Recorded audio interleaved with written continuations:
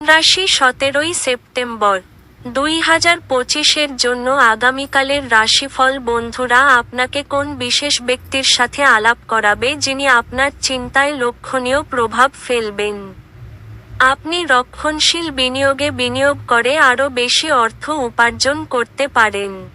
পরিবারের সদস্যরা অথবা স্ত্রী কিছু উত্তেজনার সৃষ্টি করবে। কারোর জন্য সুন্দর উপহার এবং ফুলে ভরা রোমান্টিক সন্ধ্যা।